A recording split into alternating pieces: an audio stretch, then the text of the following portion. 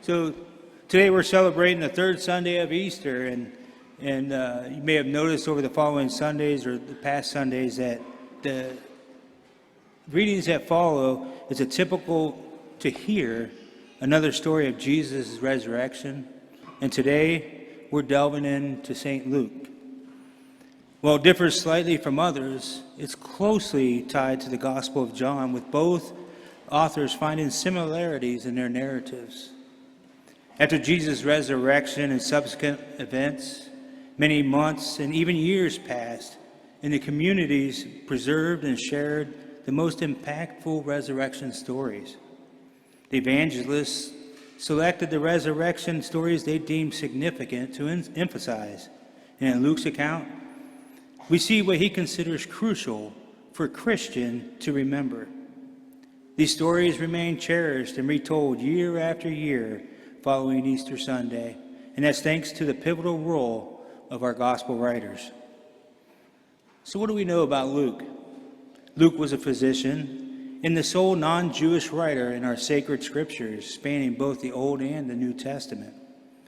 He was a Gentile and disciple of St. Paul. And so, when we hear these stories, we can visualize St. Paul telling these stories to the beloved physician, Luke, for the first time, and Luke, being a wonderful writer, writing them down. And we know that Luke is the author of the Gospel of Luke and the book of Acts. So today's reading begins, the one according to Luke. Luke uniquely presents a singular account of Jesus and his disciples. While other writers detail various post-resurrection encounters, Luke focuses solely on the occasion when Jesus addresses all of his disciples assembled in the upper room on the day of his resurrection. And it begins, while they were still speaking about this. These words draw us back to the encounter of the two disciples on the road who met Jesus but didn't recognize him until he broke bread with them. This act, reminiscent of the Eucharistic sacrifice, was a familiar custom among early Christians. While they were still speaking about this, Jesus stood in their midst and said to them, "Peace be with you," as we heard in the gospel. It's important to recall the context. The disciples were gathered in the upper room, their doors locked in fear of facing some fate as Jesus, who was arrested and crucified by those in power. They were individuals burdened with the memory of a profound hope, a hope that was shattered on Good Friday when Jesus, their Lord and Messiah, was cruelly nailed to a cross and he was crucified. Aware of his burial in a tomb, they faced a bleak reality. For them, it seemed as though their hopes for a new way of life, a transformed world brought about by the Messiah, had been dashed. The old ways lingered, and the anticipation of a brighter future faded.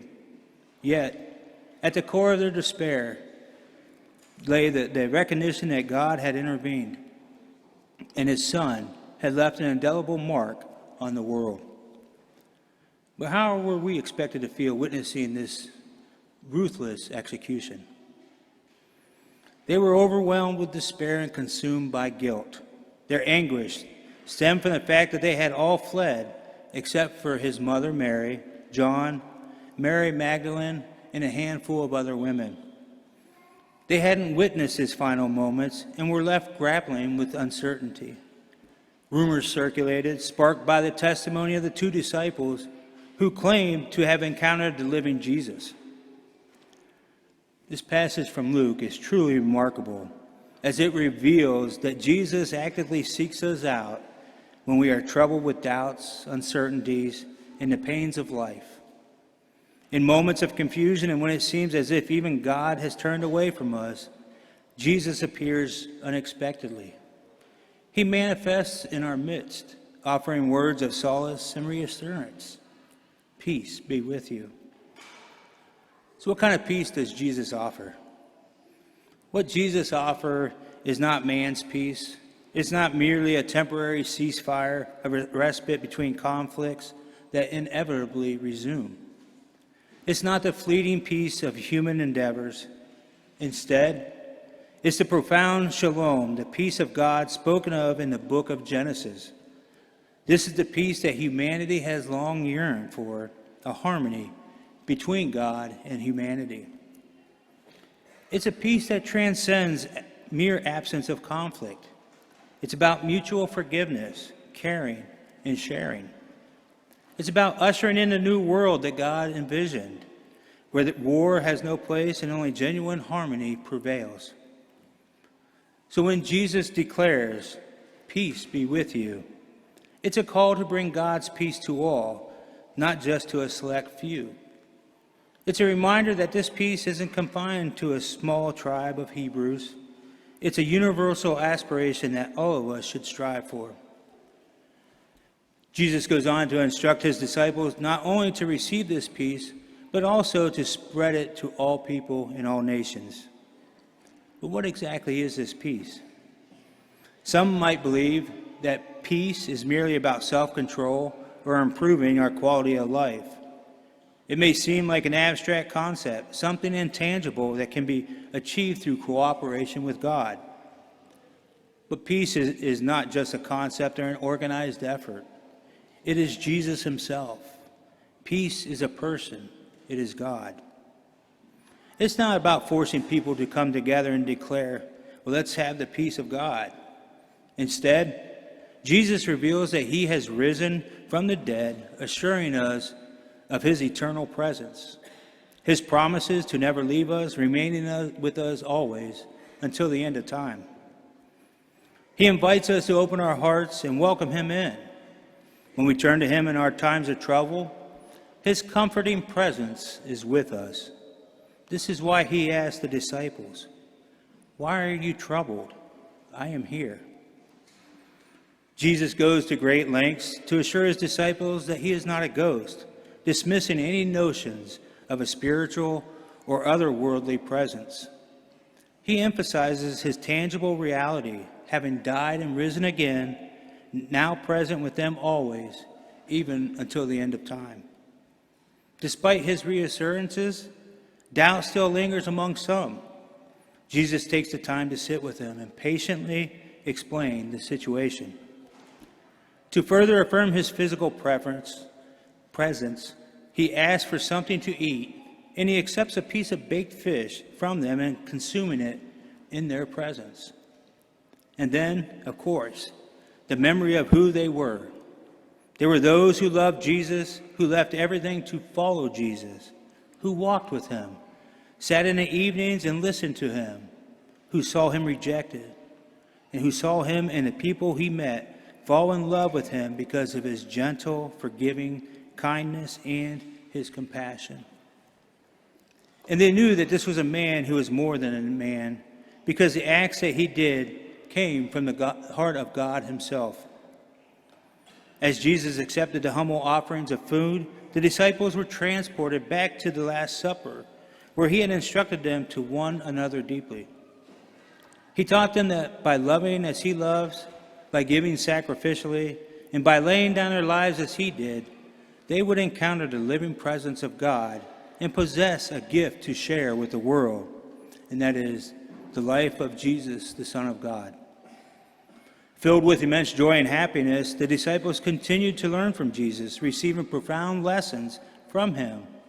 And one such lesson was that pain should not be seen as an adversary.